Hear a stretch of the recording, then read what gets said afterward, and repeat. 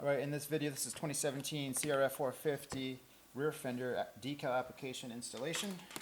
Here's the decal, here's the fender, and yeah, so some of you guys are probably going to have the original equipment sticker. There's a warning label right here, and then there is also a Honda decal right here.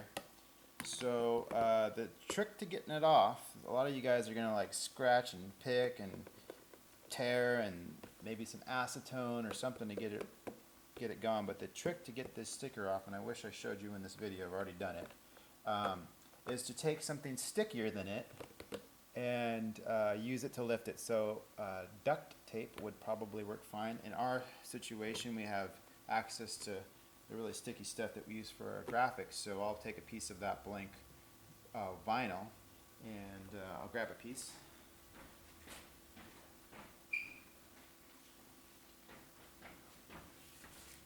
So here's a piece of the graphic material. And what you do is you take a nail or take a knife and you just pick the corner. Just grab the corner of the sticker. So if this is the sticker, you just grab it, get just that little bit, lift it up, it'll fall back down, that's okay. If you can crease it so that it has a little dog ear on it, that's even better.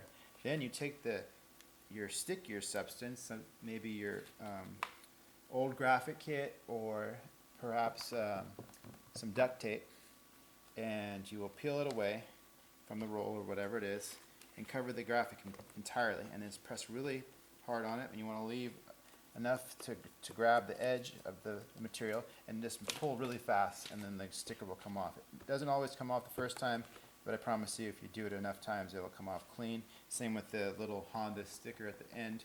You just put a look, get the little edge picked up a little bit and peel it back. Now this guy is going to tear in a million pieces if you try and pick it off individually, but if you put some adhesive or a stronger piece of vinyl over it, it will come off in one shot.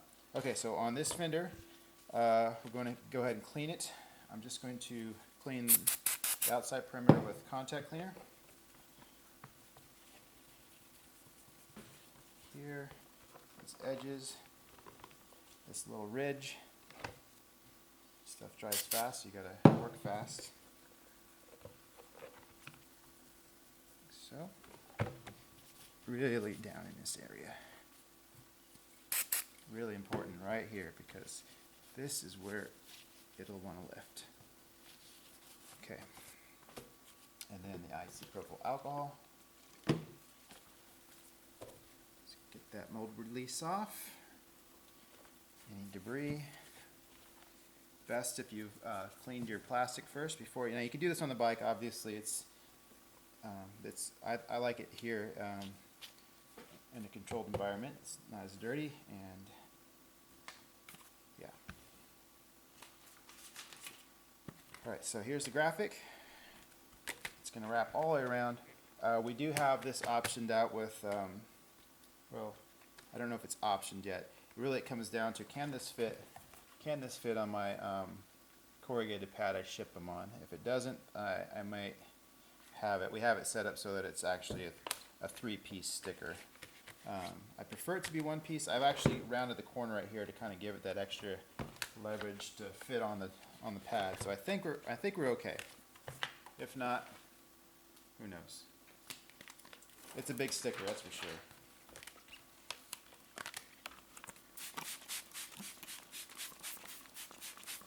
So I really get this one wet. Right, so that's nice. It has a nice little V channel right here, little V in the graphic, and you got the point on the sticker up here. So just align those 2 points, the V channel and the tip of the V over here. Get it nice and centered, like so. All right, so this one you could do an installation. I probably will. I'm going to actually crumble up a paper towel like this and get it wet, nice and wet. And then I'm going to do the heat right down the middle.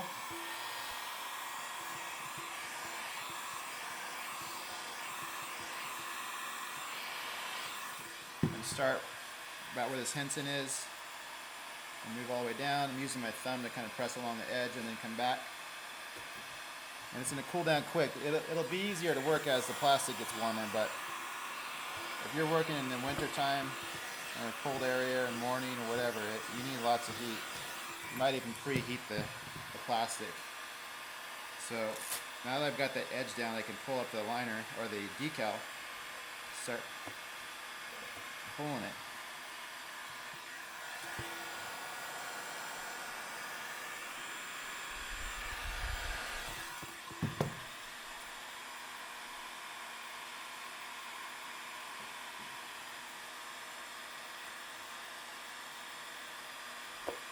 So I'm using my fingernail to get down in there, in that little ridge, or little valley.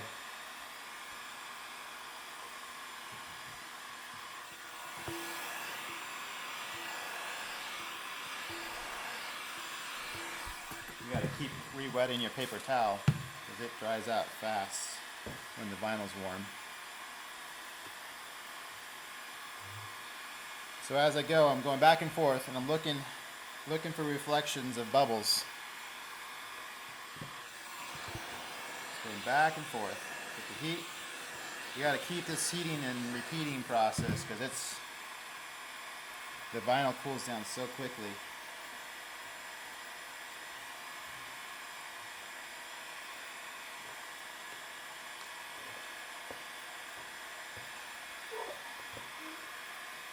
I'm starting to wear out my paper towel.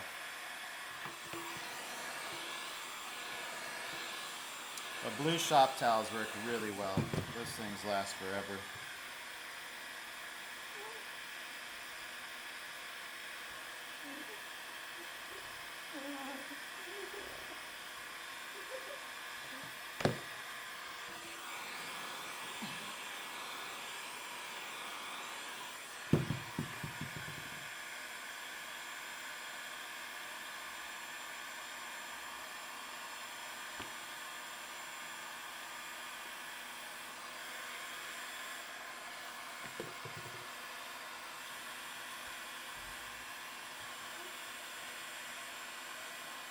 It's clean right there because I got a little far forward, I think.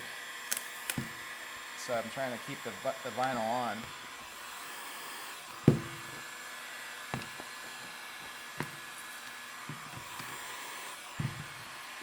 I could just trim it. It's not a big deal. Alright, so we'll worry about this little part later. Start over on this side again. You may have to repeat with the fluid if it's taking you a while.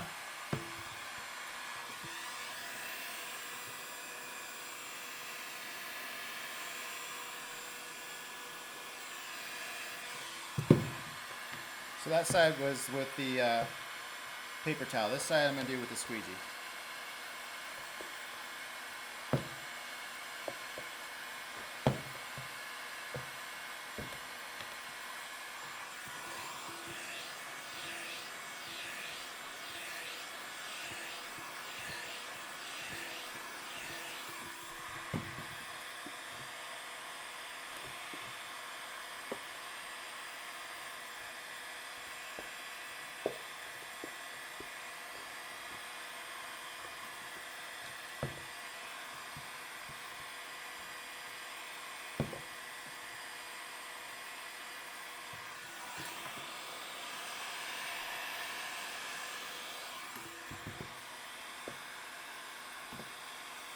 You notice I always start in the middle.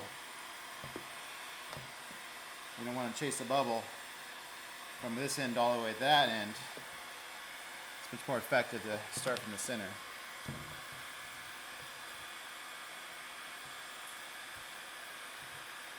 I said not to worry about this side, but my OCD is kicking in.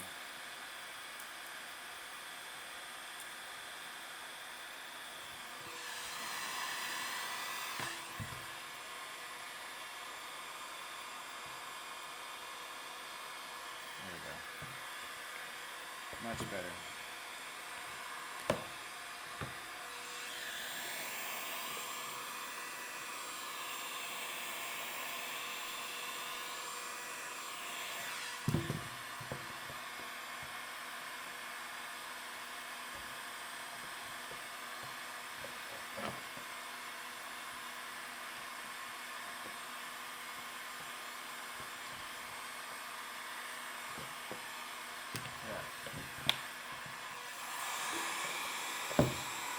change your angles back and forth so you can see the bubble. It stands out pretty well when the light catches it. But you gotta keep rotating the piece, or else you'll miss it. You'll get further down the line, you'll miss it, and it'll be too late to get it.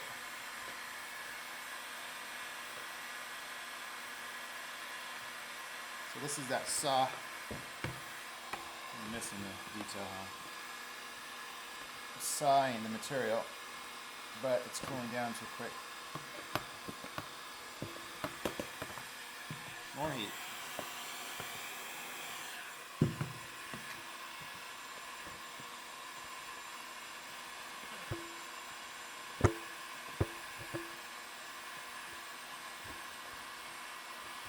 So I just have this section right here left.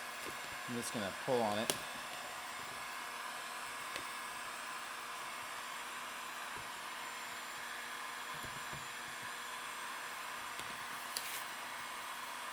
So I think the towel method is probably easier, although I think the results are better with the squeegee. It's much more awkward to hold a squeegee than it is a paper towel. But I think that there's a lot more stretching going on with the wet towel, probably because it has a higher friction.